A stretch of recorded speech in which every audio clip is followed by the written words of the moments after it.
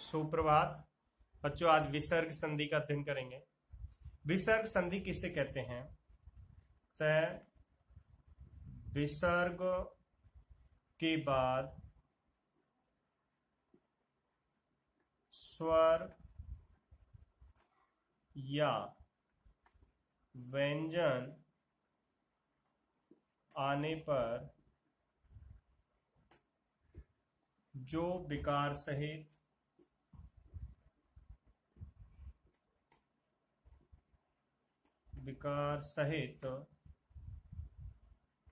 Mail होता है, विकार सहित मेल होता है, उसे विसर्ग संधि कहते हैं। उसे विसर्ग संधि कहते हैं। जैसे मनहे जमा हर, तो यहां पर हो गया मनोहर। मने जमा हर मनोहर।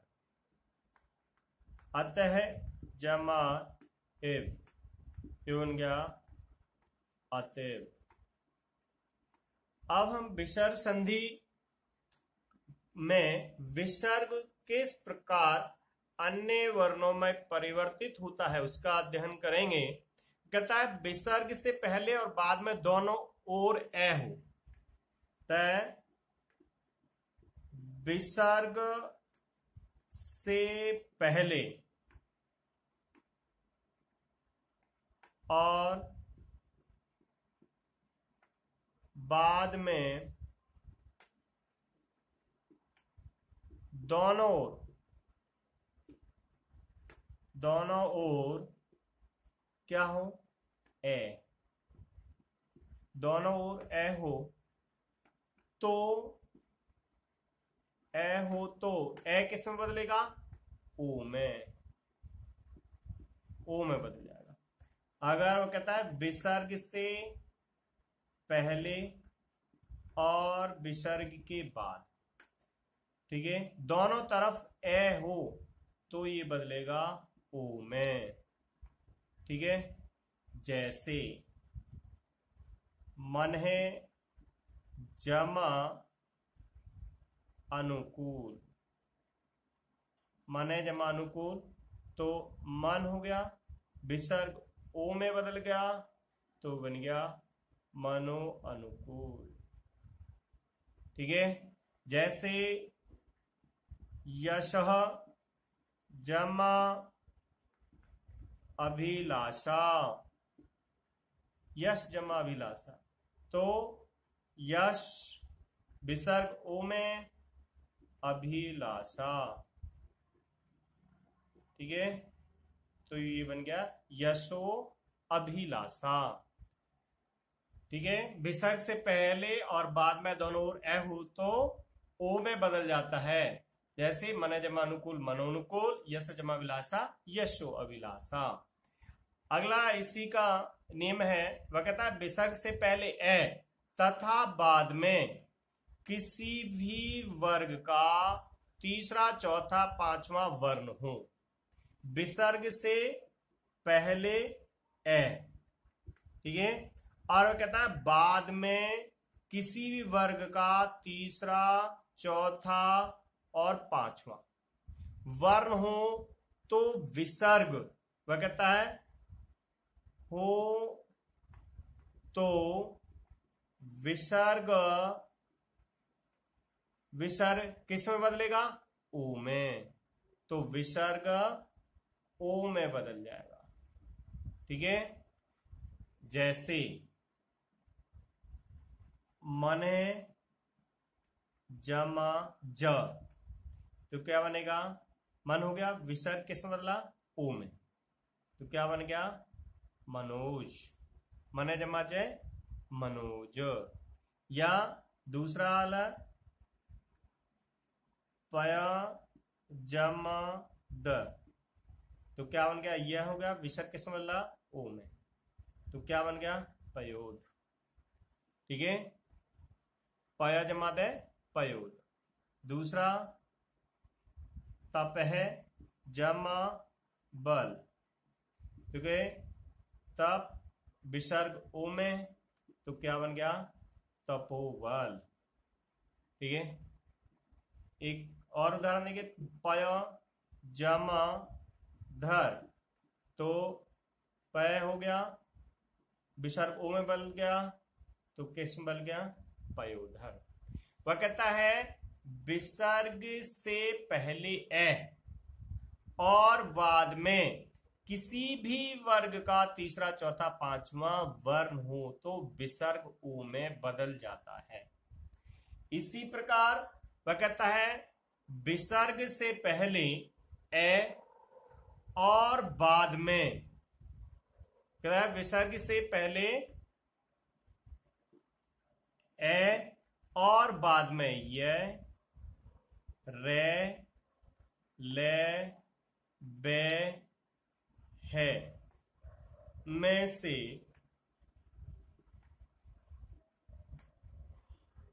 कोई हो तो विसर्ग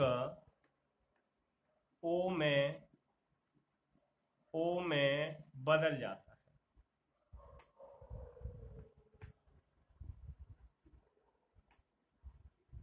ओ में बदल जाता है। विसर्ग से पहले ए और बाद में ये, रे, ले, बे, है में से कोई हो तो विसर्ग ओ में बदल जाता है। जैसे मन है जमा योग, तो मन हो गया विसर्ग ओ में बदल गया और योग, तो बन गया मनोयोग। अगला उदाहरण, जैसे मन है जमा हर, तो मन विसर्ग ओ में बदल गया, तो क्या बन गया मनोहर। ठीक है, मन है जमा रथ, तो मन हो गया विसर्ग ओ में बदल गया, तो बन गया मनोरथ। ठीक है, तो विसर्ग किसमें मतलब है ओ में बदल जाएगा। जैसे वय जमा वृद्ध, ठीक है, तो इसमें क्या बन गया वह ओ में बदल गया वयो वृद्ध। ठीक है, तो कहता है कि मने जमा योग, मनोयोग, मने जमा हर, मनोहर, मने जमा रथ, मनोरथ, वह जमा वृद्ध, वयो वृद्ध। ठीक, विसर्ग से पहले ए और विसर्ग के बाद ये रले हो तो यह ओ में बदल जाता है। अगला नियम है इसका, विसर्ग से पहले ए आ के अतिरिक्त कोई स्वर तथा बाद में कोई स्वर हो तो विसर्ग रे में बदल जाता है। कहता है विसर्ग से पहले ए आ के अतिरिक्त कोई स्वर हो तथा बाद में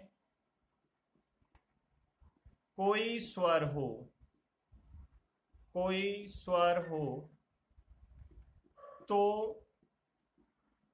विसर्ग रे में बदल जाता है। रे में बदल जाता है। ठीक है, वैसे इसकी पूरी व्याख्या मैं पार्ट में बता रहा हूं, अलग अलग भाग में। विसर्ग से पहले ए आ के अतिरिक्त कोई स्वर हो तथा बाद में कोई स्वर हो, किसी भी वर्ग का तीसरा चौथा पांचवा वर्ण तथा ये रे ले बे है में से कोई भी हो तो वर्ग कोई वर्ण हो तो विसर्ग रे में बदल जाएगा। ठीक है, जैसे हम स्वर का देखते हैं, जैसे दुहु जमा उपयोग, दुहु जमा उपयोग। तो दो हो गया, विसर्ग किस मतलब रे में उ की मात्रा हो गई उपयोग।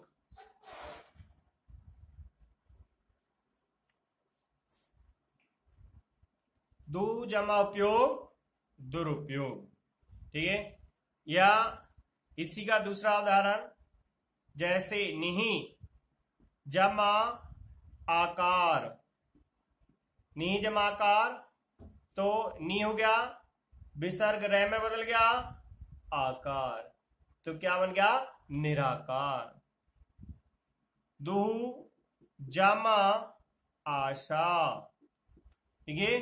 तो दो हो गया, और इसमें क्या बन गया विसर्ग रे में, तो क्या बन गया दुराशा, ठीक है। विसर्ग से पहले ए आ के अतिरिक्त कोई स्वर हो तथा बाद में कोई स्वर हो तो विसर्ग रे में बदल जाता है, ठीक है। इसी का ये स्वर में बदला।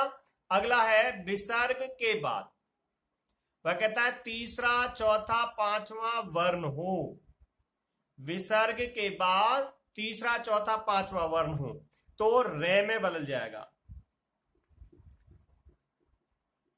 विसर्ग के बाद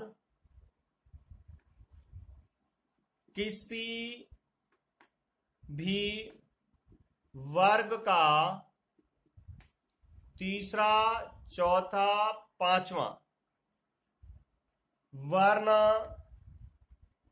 हो तो विसर्ग किस में बदलेगा रे में बदल जाएगा, विसर्ग रे में बदल जाएगा। जैसे नि जमा झर, तो नी हो गया और ये झर, और विसर्ग किस में बदला रे में, तो रैफ वाले रे में निर्झर, ठीक है। पुनः जमा जन्म, तो क्या पुन ये जन्म हो गया, विसर्ग रे में बदल गया तो क्या बन गया पुनर्जन्म। दुहु जमा गुण, तो दु हो गया ये गुण और विसर्ग रे में बदल गया तो क्या बना दुर्गुण। निहि जमा जन, तो नी हो गया ये जन, विसर्ग किस रे में तो क्या बन गया निर्जन, ठीक है। अगला दुहु जमा वल, तो दो हो गया ये वल, विसर्ग किस रे में तो क्या बना दुर्वल, ठीक है। वह कहता है विसर्ग के बाद किसी वर्ग का तीसरा चौथा पांचवा वर्ण हो तो विसर्ग रे में बदल जाएगा। अगला है इसी का, वह कहता है विसर्ग के बाद, वो कहे ये रे ले बे है में से कोई भी हो, विसर्ग के बाद विसर्ग के बाद ये रे ले बे और है में होने पर, रे विसर्ग के बाद ये रे ले बे है होने पर विसर्ग रे में बदल जाता है।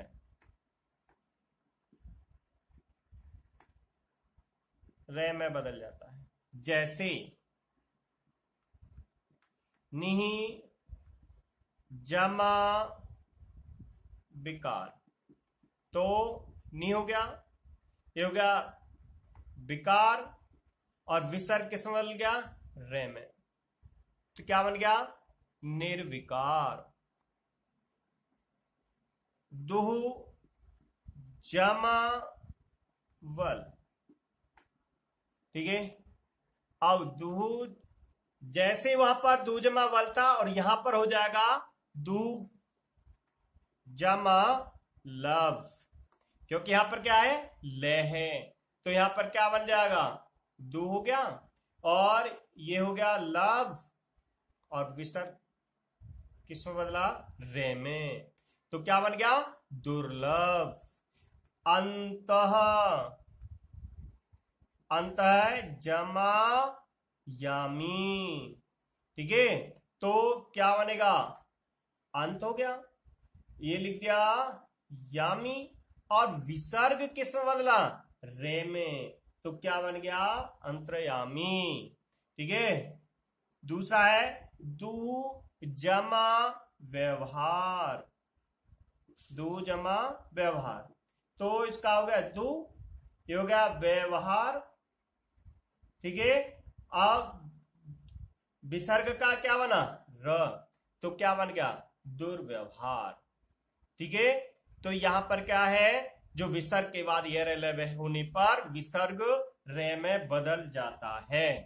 अगला नियम है इसका, निहि तथा दुहु के बाद, निहि तथा दुहु के बाद कै खे या पै फै हो, निहि तथा दुहु के बाद क्या हो, के या खे या पे और फे हो, तो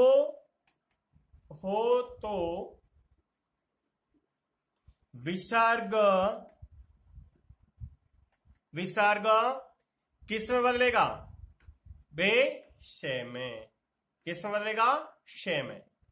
वह कहता है निहि तथा दू के बाद कैक है या पैफ है हो तो विसर्ग शे में बदल जाएगा।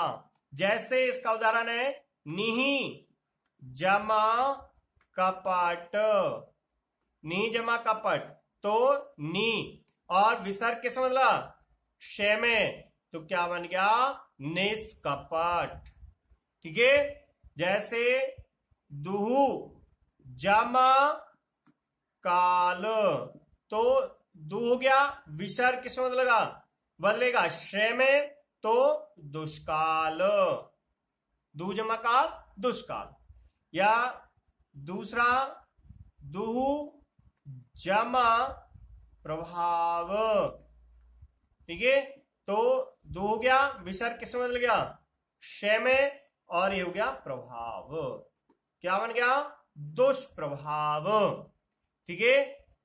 निहि जमा काम, तो इसका क्या है, नी और विसर्ग किस में लगा, शे में, तो क्या बन गया, निष्काम। वह कहता है निहि तथा दू के बाद के खे या पै फै हो तो विसर्ग शे में बदल जाता है, ठीक। कहता है विसर्ग के बाद चै छे हो तो विसर्ग से में, विसर्ग के बाद टैठ है हो तो शे में, तैथ है हो तो से में। तो कहता है विसर्ग के बाद क्या हो, चे या छे हो तो विसर्ग किस में बदलेगा, शे में। विसर्ग के बाद टे या ठे हो तो विसर्ग किस में बदलेगा, शे में। विसर्ग के बाद ते या थे हो तो विसर्ग किस में बदलेगा, से में, ठीक है।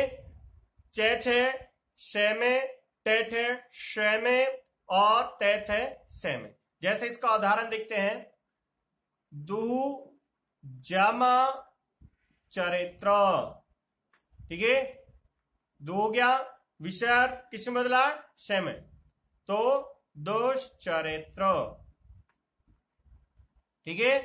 अगला है बे, इसी का एक और उदाहरण देखते हैं, निहि जमा छल, तो नी हो गया, तो छे तो किस में बदलेगा, शे में, तो क्या बन जाएगा, निश्चल, ठीक है। अगला उदाहरण, जैसे धनु जमा टंकार, तो ये धनु हो गया, विसर्ग किससे बदला है, श में, तो धनुष टंकार। ठीक है, तो क्या बनेगा, धनुष टंकार। अगला त, नमः जमा ते, तो इसमें नम हो गया और विसर्ग किससे बदला है, से में, तो क्या बन गया, नमस्ते। ठीक है, चैर छ हो तो से में, तैठ हो तो श में, तैथ हो तो से में बदल जाता है। इसके बाद में इसका अगला नियम है, विसर्ग के बाद, वो कहता है विसर्ग के बाद श या से हो तो दोनों क्रमशः बदलते हैं। वो कहता है विसर्ग के बाद श या से हो तो विसर्ग को भी से से ही होता है।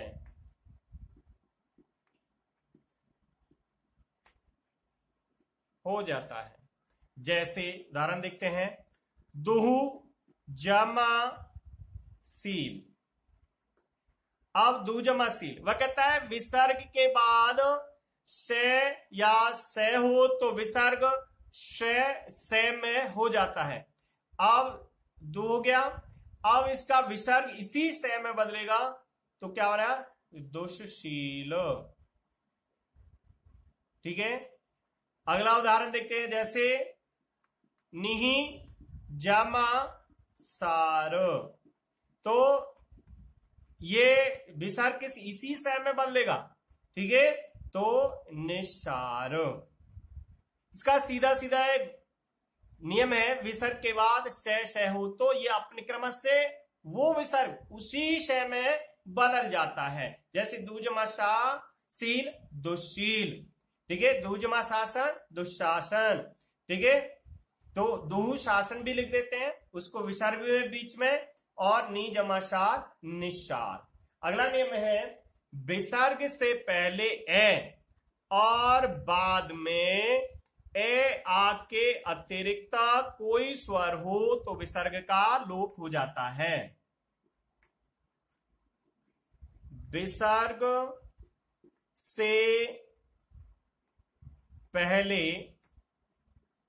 ए तथा बाद में ए आ